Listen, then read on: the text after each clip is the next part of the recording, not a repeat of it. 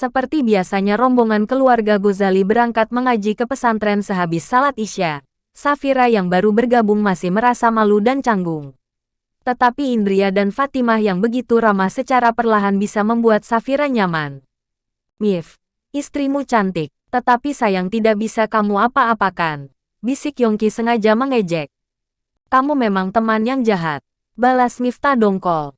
"Jika aku seperti yang kamu katakan, mana mau aku pagi-pagi menunggu lama di rumah Pak Kiai," sindir Yongki. "Iya, kamu memang baik, tapi juga sangat menyebalkan.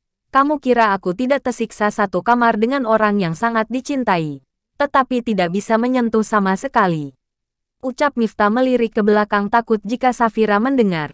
Kemudian obrolan mereka berdua langsung terhenti saat alunan sholawat berbunyi, yang menandakan jika Pak Kiai sudah masuk. "Assalamualaikum."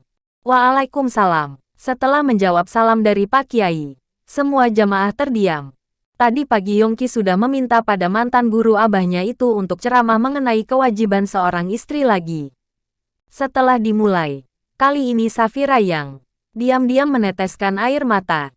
Pada saat itu Indria sebenarnya merasa kasihan, tetapi demi kebaikan, dia berharap Safira bisa membuka hati dan benar-benar menerima Miftah sepenuh hati, menjadi pasangan suami istri yang sama seperti pada umumnya.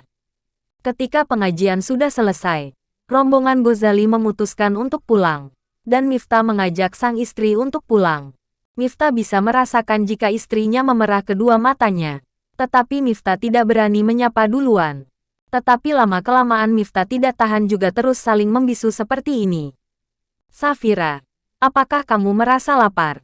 Kamu terlihat lemas. Pengen makan apa katakan saja," tanya Miftah lembut. "Aku sudah merasa kenyang," jawab Safira. Setelah itu Safira terdiam lagi dalam pikirannya sendiri. "Ya Rab, sungguh merugikan jika diri ini terus menyalahkan takdir. Untuk apa arti hidup yang sesungguhnya? Aku adalah orang yang sudah menikah. Kini ridha Allah terletak pada ridha suamiku. Tetapi, aku masih merasa takut. Aku harus bagaimana?" Batin Safira frustasi. Semenjak kematian ibunya, Safira memang sudah tidak memiliki semangat hidup lagi.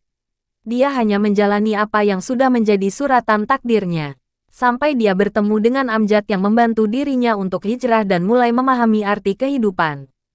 Sedikit demi sedikit dia bisa memahami. Tetapi setelah barusan mengikuti pengajian dan mendapatkan pencerahan mengenai pernikahan semua telah berubah. Dia sudah menjadi seorang istri, di mana tidak bisa memutuskan segala hal sendiri dan harus meminta izin pada suami. Di mana tubuh dan hatinya bukan miliknya sendiri lagi. Setelah sampai di rumah, Miftah membukakan pintu dan mengajak istrinya masuk. Safira semakin ingin menangis, karena suaminya sangat baik dan perhatian. Lalu, kenapa dirinya masih belum bisa memaafkan? Safira ingin memberikan permintaan maaf, tetapi tetap saja hatinya masih merasa ada sesuatu yang membuat dirinya dendam. "Sampai kapan aku hidup dalam kebencian? Jika saja aku bisa lebih ikhlas dan pasrah, maka aku akan hidup bahagia. Oh, suamiku adalah orang yang baik dan perhatian," batin Safira dilema. Kemudian mereka berdua langsung masuk menuju ke kamar. Sebelum tidur mereka berdua akan ke kamar mandi untuk membersihkan diri. "Safira, kamu bisa duluan," tawar Miftah. "Iya," jawab Safira. Di dalam kamar mandi Safira masih saja terus menangis. Kali ini air matanya tidak dapat dibendung lagi.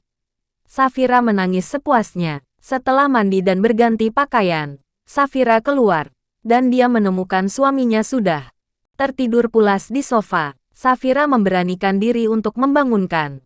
"Mas, mau membersihkan diri tidak?" tanya Safira gugup. Ini untuk pertama kalinya dirinya memanggil suaminya dengan sebutan Mas. Miftah terbangun. Dia nampak begitu bahagia karena akhirnya Safira mau memanggilnya dengan Mas. Hanya begitu saja Miftah sudah salah tingkah dan merona merah. "Ah iya, terima kasih sudah membangunkan aku ya. Kamu silahkan tidur. Aku mau membersihkan diri," jawab Miftah tidak bisa menahan rasa bahagianya. Miftah bergegas mandi. Kemudian setelah berganti pakaian langsung keluar. Dan saat mau tidur di sofanya tiba-tiba ada tangan yang melingkar di dadanya dari belakang. Miftah sangat syok. Apalagi saat ada kepala yang bersandar di punggungnya. Mas Miftah, maafkan aku. Seharusnya aku tidak berlarut dalam kebencian. Karena saat itu kamu dalam kondisi tidak sadar dan setelah itu susah meminta maaf dan menyesalinya. Ucap Safira sambil menangis. Miftah sampai syok dan seluruh tubuhnya gemetar. Dadanya berdebar hebat dan detak. Jantungnya semakin cepat tak beraturan. Dia menganggap jika semua ini adalah mimpi. Aku takut. Aku takut jikalau aku terus seperti itu akan menjadi istri yang durhaka. Tetapi aku juga bingung. Aku tidak tahu apa yang harus aku lakukan. Timpal Safira. Safira kembali menangis. Tidak tahu apa yang harus dikatakan lagi. Miftah tersenyum. Dia kemudian melepaskan pelukan Safira dan segera menoleh ke belakang. Safira memakai baju tidur tanpa jilbabnya. Kedua matanya memerah tanda menangis begitu lama. Miftah merasa ikut tertekan melihat istri kecilnya menangis seperti ini. Kemudian Miftah sedikit menundukkan tubuhnya, mendekatkan wajahnya pada wajah Safira. Kali ini Safira tidak berpaling. Miftah langsung mengecup kening Safira dengan lembut. Kamu tidak perlu meminta maaf. Karena kamu tidak salah tetapi akulah yang salah telah memberikan kenangan terburuk dalam hidupmu. Aku tahu. Kamu ini adalah gadis yang baik. Dan sekarang kamu sudah menjadi istri yang terbaik. Jadi, beri aku kesempatan untuk belajar menjadi suami yang baik ya, pinta Miftah lembut dan penuh perasaan. Safira hanya mengangguk, membuat Miftah tersenyum gemas. Miftah memeluk Safira erat. Kini rasa dia begitu bahagia. Keinginan untuk memeluk dan mengungkapkan rasa cintanya sudah terwujud. Safira, aku sangat mencintaimu. Jadi izinkan aku untuk terus menyayangimu, bisik Miftah. Safira semakin menangis terseduh-seduh dalam pelukan suaminya. Safira sudah tidak bisa berkata-kata lagi. Tetapi hatinya mulai merasa lega setelah berani melepaskan beban di hatinya. Safira sudah merasa lebih tenang ketika dirinya berani mengungkapkan isi hatinya. Safira membalas pelukan suaminya dengan erat. Jangan menangis lagi ya. Aku sakit jika melihat kamu seperti ini. Aku ingin kamu selalu bahagia. Dan kamu hanya boleh bahagia setelah hidup bersamaku. Segalanya akan aku lakukan agar kamu bahagia. Bujuk Miftah.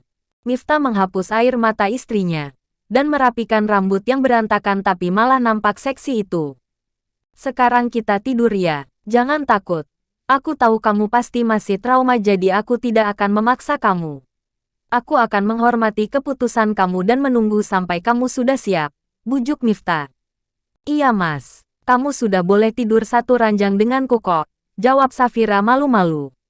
Serius, kamu tidak takut? Tanya Miftah. Iya, tidak apa-apa. Jawab Safira. Apa aku boleh menciummu sedikit saja? Tanya Miftah iseng. Tidak disangka jika Safira mengangguk tanpa memikir lama. Tidak membuang kesempatan. Miftah langsung menarik pinggang istrinya dalam pelukannya. Miftah mencium bibir mungil Safira dan melumat abis dengan segenap perasaannya. Keduanya sama-sama seperti tersengat listrik. Ciuman yang sangat panas mampu melambungkan mereka ke angkasa. Soal berciuman Miftah memang sudah sangat berpengalaman. Membuat Safira terbang ke angkasa. Miftah terus mencium. Dan mencium begitu dalam.